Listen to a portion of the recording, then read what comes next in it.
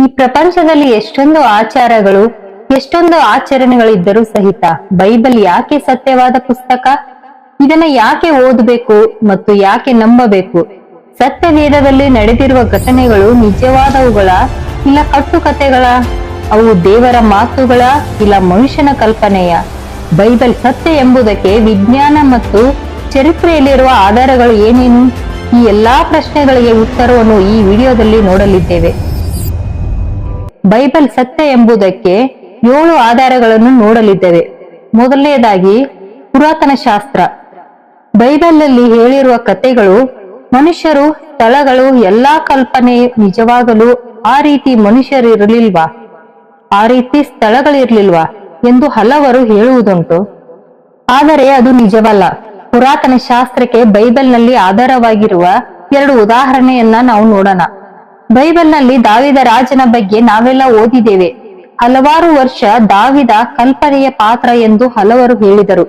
ಆದರೆ 1993ರಲ್ಲಿ ಅವರನ್ ಬೈರನ್ ಎಂಬುವರು ಅಧ್ಯಯನ ಮಾಡಿದಾಗ ಒಂದು ಕಲ್ಲು ಅವರಿಗೆ ಸಿಗುವುದು.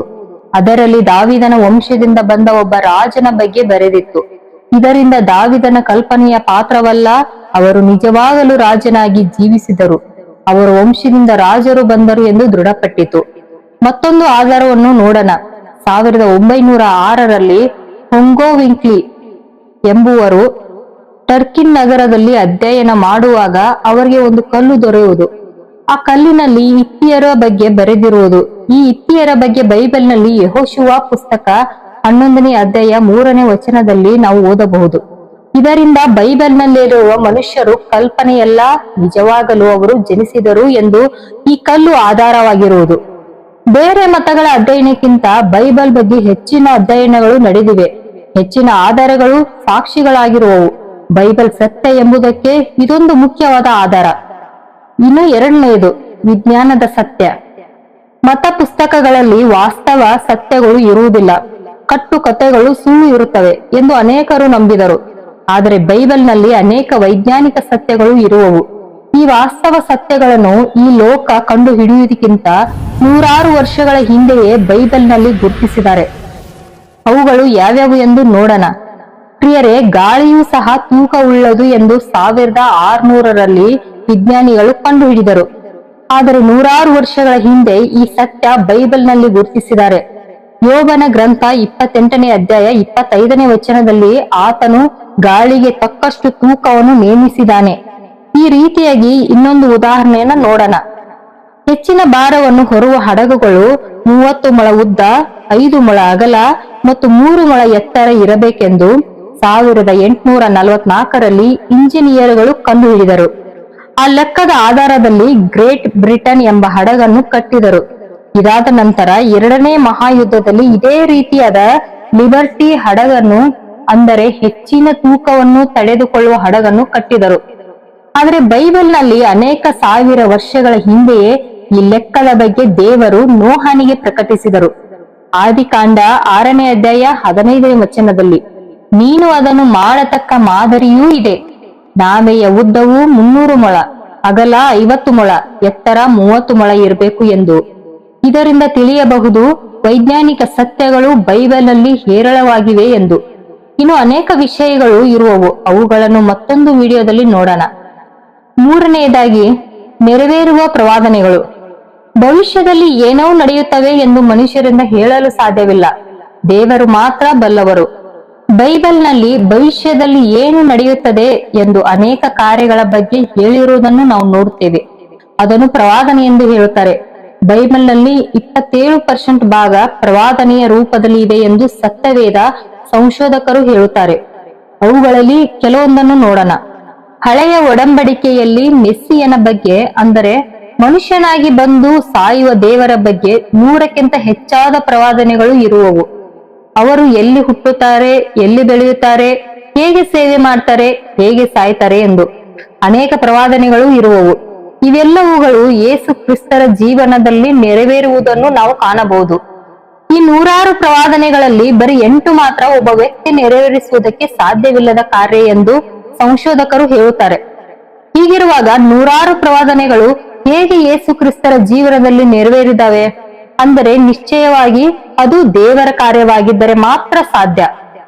ಹೇಗೆ ಯೇಸು ಕ್ರಿಸ್ತರು ಮೊದಲನೆಯ ಬರುವಣದ ಬಗ್ಗೆ ಪ್ರವಾದನೆಗಳು ಇರುವವೋ, ಅದೇ ರೀತಿ ಯೇಸು ಕ್ರಿಸ್ತರ ಎರಡನೇ ಬರುವಣದ ಬಗ್ಗೆ, ಅವರು ಬರುವುದಕ್ಕಿಂತ ಮುಂಚೆ ಈ ಲೋಕದಲ್ಲಿ ನಡೆಯುವ ಕಾರ್ಯಗಳ ಬಗ್ಗೆ ಪ್ರವಾದನೆಗಳು ಇರುವವು. ಮತ್ತಾಯ 24ನೇ ಅಧ್ಯಾಯ 6ನೇ ವಚನದಲ್ಲಿ ಬರೆಯಲ್ಪಟ್ಟಿದೆ, ಘೋರ ವ್ಯಾಧಿ, ಯುದ್ಧವಾಗುವ ಸುದ್ದಿಯನ್ನು ಕೊನೆಯ ಕಾಲದಲ್ಲಿ ಕೇಳುವಿರೆಂದು. ಪ್ರವಾದನೆಗಳು ನೆರವೇರುವುದನ್ನು ನಮ್ಮ ಕಣ್ಣ ಮುಂದೆ ಕಾಣುತ್ತಿದ್ದೇವೆ. ಕೊರೋನಾ ಎಂಬ ವ್ಯಾಧಿ ಈ ಲೋಕವನ್ನೇ ಬಾಧಿಸಿರುವುದನ್ನು, ಅದೇ ರೀತಿ ಯುದ್ಧಗಳ ಸುದ್ದಿಯನ್ನು ನಾವು ನಿರಂತರವಾಗಿ ಕೇಳುತ್ತಿದ್ದೇವೆ. ಇಂದು ಏನು ನಡೆಯುತ್ತದೆ ಎಂದು 2000 ವರ್ಷಗಳ ಹಿಂದೆ ಪ್ರವಾದನೆಯಾಗಿ ಗುರುತಿಸಲ್ಪಟ್ಟಿದೆ. ಅದು ಮಾತ್ರವಲ್ಲ, ಈ ಲೋಕದಲ್ಲಿ ಯಾವ ಯಾವ ರಾಜ್ಯಗಳು ಬರುತ್ತವೆ ಎಂದು, ಯಾವ ಯಾವ ರಾಜ್ಯರು ಆಳ್ವಿಕೆ ಮಾಡುತ್ತಾರೆ ಎಂದು ಅನೇಕ ಪ್ರವಾದನೆಗಳು ಇರುವವು. ಇವುಗಳ ಬಗ್ಗೆ ಇನ್ನೊಮ್ಮೆ ತಿಳಿದುಕೊಳ್ಳೋಣ. ಇನ್ನು 4ನೇದಾಗಿ ಬೈಬಲ್ ಬರೆದ ವಿಧಾನ. ಬೇರೆ ಬೇರೆ ಗ್ರಂಥಗಳನ್ನು ಬರೆದ ರೀತಿಗೂ ಬೈಬಲ್ನ ಬರೆದ ರೀತಿಗೂ ಹಲವು ವ್ಯತ್ಯಾಸಗಳಿವೆ. ಬೈಬಲ್ ಅನ್ನು ಒಬ್ಬ ವ್ಯಕ್ತಿ ಒಂದೇ ಕಾಲಘಟ್ಟದಲ್ಲಿ ಬರೆಯಲಿಲ್ಲ. ಬೇರೆ ಬೇರೆ ಕಾಲಘಟ್ಟಕ್ಕೆ ಸೇರಿರುವ 40ಕ್ಕೂ ಹೆಚ್ಚು ಬರಹಗಾರರು 66 ಪುಸ್ತಕಗಳನ್ನು ಬರೆದಿದ್ದಾರೆ. ಬೈಬಲ್ ಅನ್ನು 40 ಜನ ಬರಹಗಾರರು ಬರೆದಿದ್ದರೂ ಸಹ ಅವರು ಒಂದೇ ಸ್ಥಳದವರಲ್ಲ, ಒಂದೇ ಭಾಷೆ ಮಾತನಾಡುವವರಲ್ಲ, ಒಂದೇ ಕೆಲಸದವರಲ್ಲ, ಒಂದೇ ಕಾಲಘಟ್ಟದವರೂ ಅಲ್ಲ. ಆದರೆ ಇಷ್ಟೊಂದು ತರ್ಕಗಳಿದ್ದರೂ ಇವರೆಲ್ಲ ಮಾತನಾಡಿದ ಕಾರ್ಯ ಒಂದೇ ಆಗಿತ್ತು. ಒಂದೇ ವಿಷಯವನ್ನೇ ಮಾತನಾಡಿದ್ದಾರೆ. ತರ್ಕಗಳಾಗಲಿ ವಿವಾದಗಳಾಗಲಿ ಇವರಲ್ಲಿ ಇಲ್ಲ. ಇದು ಹೇಗೆ ಸಾಧ್ಯ? ಒಂದು ಉದಾಹರಣೆಯಲ್ಲಿ ನೋಡೋಣ. ಮೋಶೆ ಯೇಸು ಕ್ರಿಸ್ತರಿಗಿಂತ ಮುಂಚೆ 1400ರಲ್ಲಿ ಮೊದಲ 5 ಪುಸ್ತಕಗಳನ್ನು ಬರೆದರು. ಮೋಶೆ ಇದ್ದ ಕಾಲದಲ್ಲಿ ದೇವರು ಒಬ್ಬೊಬ್ಬ ವ್ಯಕ್ತಿಯನ್ನು ಆಯ್ಕೆ ಮಾಡಿಕೊಂಡರು. ಅವರು ಕೆಲವೊಂದು ಪುಸ್ತಕಗಳನ್ನು ಬರೆದರು. ಕೊನೆಯಲ್ಲಿ, ಅಂದರೆ ಹೊಸ ಒಡಂಬಡಿಕೆಯ ಕಾಲದಲ್ಲಿ, ಕ್ರಿಸ್ತನ ನಂತರ 100ನೇ ಶತಮಾನದಲ್ಲಿ ಯೋಹಾನನು ಕೊನೆಯ ಪುಸ್ತಕವಾದ ಪ್ರಕಟಣೆಯನ್ನು, ವಿಶೇಷ ಪುಸ್ತಕವನ್ನು ಬರೆದರು. ಮೊದಲ ಪುಸ್ತಕ ಬರೆದ ಮೋಶೆಗೂ ಕೊನೆಯ ಪುಸ್ತಕ ಬರೆದ ಯೋಹಾನನಿಗೂ 1500 ವರ್ಷಗಳ ಅಂತರವಿದೆ. ಇಷ್ಟೊಂದು ವರ್ಷಗಳ ಕಾಲ ಅಂತರದಲ್ಲೂ ಇಷ್ಟೊಂದು ಬರಹಗಾರರು ಬೇರೆ ಬೇರೆ ಕಾಲಘಟ್ಟದಲ್ಲಿದ್ದರೂ ಸಹ ಅವರೆಲ್ಲ ಒಂದೇ ವಾಕ್ಯದ ಬಗ್ಗೆ, ಒಂದೇ ವಿಷಯದ ಬಗ್ಗೆ ಮಾತನಾಡ್ತಾರೆ ಎಂದು. ಅದು ಯೇಸು ಕ್ರಿಸ್ತರ ಬಗ್ಗೆಯೇ ಮಾತನಾಡುತ್ತಾರೆ. ಅವರಲ್ಲಿ ತರ್ಕವಾಗಲಿ ವಿವಾದವಾಗಲಿ ಇಲ್ಲ. ಇದು ಬೈಬಲ್ನಲ್ಲಿರುವುದು. ಇದು ಹೇಗೆ ಸಾಧ್ಯ? ಇದು ಒಂದು ವಿಶೇಷವಾದ ಅಂಶ. ದೇವರು ತನಗೆಂದು ಒಂದೊಂದು ಕಾಲಘಟ್ಟದಲ್ಲಿಯೂ ಒಬ್ಬೊಬ್ಬ ವ್ಯಕ್ತಿಯನ್ನು ಆಯ್ಕೆ ಮಾಡಿ ಅವರಿಗೆ ತಮ್ಮನ್ನು ಪ್ರಕಟಿಸಿಕೊಂಡಿದ್ದರಿಂದ ಮಾತ್ರ ಈ ವಿಷಯ ಒಟ್ಟಾಗಿರಲು ಸಾಧ್ಯ. ಬೇರೆ ಯಾವ ವಿಧದಲ್ಲೂ ಇದು ಸಾಧ್ಯವಿಲ್ಲ. ಇಂದು ಒಂದು ಕ್ಲಾಸ್ ರೂಮ್ಗೆ ಹೋಗಿ ಒಂದು ಪೆನ್ನು ಪೇಪರ್ ಅನ್ನು ಕೊಟ್ಟು ಭಾರತದ ಬಗ್ಗೆ ಬರೆಯಿರಿ ಎಂದರೆ ಎಲ್ಲರೂ ಒಂದೇ ವಿಷಯವನ್ನು ಬರೆಯುವುದಿಲ್ಲ. ಕೆಲವು ವಿಷಯ ವಾದಗಳು ಬೇರೆ ಬೇರೆಯಾಗಿರುತ್ತವೆ. ಹಾಗಾದ್ರೆ ಒಂದೇ ಕಾಲಘಟ್ಟದಲ್ಲಿ ಒಂದೇ ಕ್ಲಾಸ್ ರೂಮ್ ನಲ್ಲಿ ಓದುವ ನಮಗೇ ವಿಷಯವಾದಗಳು ಇರುವಾಗ, ಬೇರೆ ಬೇರೆ ಕಾಲಘಟ್ಟದಲ್ಲಿ 100 ವರ್ಷದ ವ್ಯತ್ಯಾಸದಲ್ಲಿ ಬಾಳಿದ ಮನುಷ್ಯರು ಒಂದೇ ವಿಷಯ ಮಾತನಾಡುತ್ತಾರೆಂದರೆ ದೊಡ್ಡ ಆಶ್ಚರ್ಯ. ಇದರಿಂದ ತಿಳಿಯಬಹುದು ಬೈಬಲ್ ನಿಶ್ಚಯವಾಗಿ ದೇವರಿಂದ ಬಂದ ಪುಸ್ತಕವೆಂದು. ಇನ್ನು 5ನೇದಾಗಿ ಬೈಬಲ್ ಹೆಚ್ಚಾಗಿ ಭಾಷಾಂತರಗೊಂಡ, ಅತಿ ಹೆಚ್ಚು ಮುದ್ರಣಗೊಂಡ ಪುಸ್ತಕ ಎಂದು. ಈ ಜಗತ್ತಿನಲ್ಲಿ ಮೊದಲು ಮುದ್ರಣವಾದ ಪುಸ್ತಕ ಬೈಬಲ್. ಆಗಸ್ಟ್ 24, 1456ರಲ್ಲಿ ಗುಟೆನ್ಬರ್ಗ್ ಪ್ರಿಂಟಿಂಗ್ ಪ್ರೆಸ್ ಕಂಡುಹಿಡಿದರು. ಅವರು ಮೊಟ್ಟ ಮೊದಲು ಮುದ್ರಿಸಿದ ಪುಸ್ತಕ ಬೈಬಲ್. ನಮ್ಮ ಭಾರತ ದೇಶದಲ್ಲಿ ಮೊಟ್ಟ ಮೊದಲು ಮುದ್ರಿತವಾದ ಪುಸ್ತಕ ಬೈಬಲ್ ತಮಿಳ್ ಭಾಷೆಯಲ್ಲಿ ಮುದ್ರಿತವಾಯಿತು. ಅಲ್ಲಿಂದ ಇಲ್ಲಿವರೆಗೂ ಇಡೀ ಜಗತ್ತಿನಲ್ಲಿ ಅಧಿಕವಾಗಿ ಮುದ್ರಿತವಾಗಿ ಅನೇಕರು ಓದುತ್ತಿರುವ ಪುಸ್ತಕ ಬೈಬಲ್. 600 ಕೋಟಿಗೂ ಹೆಚ್ಚು ಬೈಬಲ್ಗಳು ಇಂದು ಮುದ್ರಣಗೊಂಡಿವೆ. 700ಕ್ಕಿಂತ ಹೆಚ್ಚು ಭಾಷೆಯಲ್ಲಿ ಮುದ್ರಿತವಾಗಿದೆ. ಹೊಸ ಒಡಂಬಡಿಕೆ ಮಾತ್ರ 1500 ಭಾಷೆಯಕ್ಕಿಂತ ಹೆಚ್ಚು ಮುದ್ರಿತವಾಗಿದೆ. ಹೆಚ್ಚಿನ ಭಾಷೆಯಲ್ಲಿ ಮುದ್ರಿತವಾದ ಪುಸ್ತಕ ಬೈಬಲ್. ಎಲ್ಲರಿಗೂ ದೇವರ ಪ್ರೀತಿ ಸಂದೇಶ ಸೇರಬೇಕೆಂದು ದೇವರು ಹೀಗೆ ಮಾಡಿದರು. ಬೇರೆ ಯಾವ ಪುಸ್ತಕವು ಮನುಷ್ಯನ ಚರಿತ್ರೆಯನ್ನು ಬೈಬಲ್ ರೀತಿಯಲ್ಲಿ ಮುದ್ರಿತವಾಗಿಲ್ಲ, ಹೆಚ್ಚಿನ ಭಾಷೆಯಲ್ಲೂ ಇಲ್ಲ. ಇನ್ನು 6ನೇದಾಗಿ ಜೀವನವನ್ನೇ ಬದಲಾಯಿಸುವ ಪುಸ್ತಕ. 2ನೇ ಕೊರಿಂಥ 5ನೇ ಅಧ್ಯಾಯ 17ನೇ ವಚನದಲ್ಲಿ ಹೀಗಿರಲಾಗಿ, ಯಾವನಾದರೂ ಕ್ರಿಸ್ತನಲ್ಲಿದ್ದರೆ ಅವನು ನೂತನ ಸೃಷ್ಟಿಯಾಗಿದ್ದಾನೆ, ಹಳೆಯುಗಳು ಅಳೆದು ಹೋದವು, ಇಗೋ ಎಲ್ಲವೂ ನೂತನವಾದವು ಎಂದು ವಾಕ್ಯ ಹೇಳುವುದು. ಒಬ್ಬ ವ್ಯಕ್ತಿ ಪಾಪದಲ್ಲೂ ಕಣ್ಣೀರಿನಲ್ಲೂ ತವಕದಲ್ಲೂ ಅನೇಕರಿಗೆ ಅದರಿಂದ ಬಿಡುಗಡೆಯನ್ನು, ಬದಲಾವಣೆಯನ್ನು, ಹೊಸ ಜೀವನವನ್ನು ಬೈಬಲ್ ಕೊಡುವುದು. ಪಾಪಿಗಳನ್ನು ಪರಿಶುದ್ಧರನ್ನಾಗಿ ಮಾಡಿದೆ, ಕೊಲೆಗಾರರನ್ನು ಒಳ್ಳೆಯವರನ್ನಾಗಿ ಮಾಡಿದೆ, ಕಠೋರ ಗುಣದವರನ್ನು ಪ್ರೀತಿಯ ಗುಣಕ್ಕೆ ಬದಲಾಯಿಸಿದೆ. ನಿನ್ನ ಪಾಪಕ್ಕೆಲ್ಲ ಕ್ರಿಸ್ತನೇ ಮರಣಿಸಿದಾನೆ. ಆದ್ದರಿಂದ ನೀನು ಅದರ ಬಗ್ಗೆ ಚಿಂತಿಸಬೇಡ.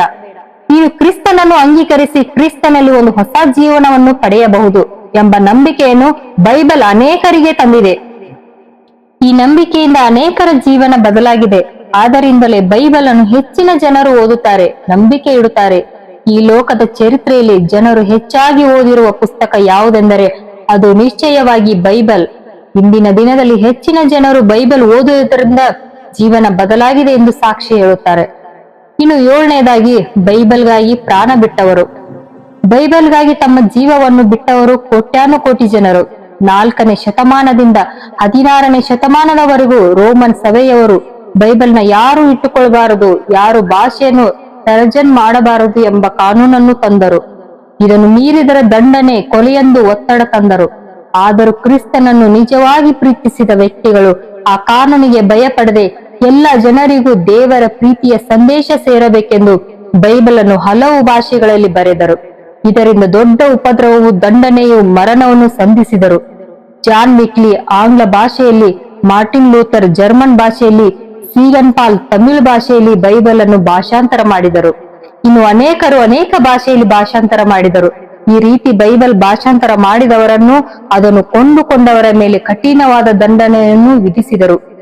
100 ಕೋಟಿಗಿಂತ ಹೆಚ್ಚಿನ ನಿಜವಾದ ಕ್ರೈಸ್ತರು ಬೈಬಲ್ ಇಟ್ಟುಕೊಂಡಿರುವುದಕ್ಕಾಗಿ, ಕ್ರಿಸ್ತನನ್ನು ಹಿಂಬಾಲಿಸುವುದಕ್ಕಾಗಿ ಕಠೋರವಾದ ರೀತಿಯಲ್ಲಿ ಕೊಲೆಯಾದರು.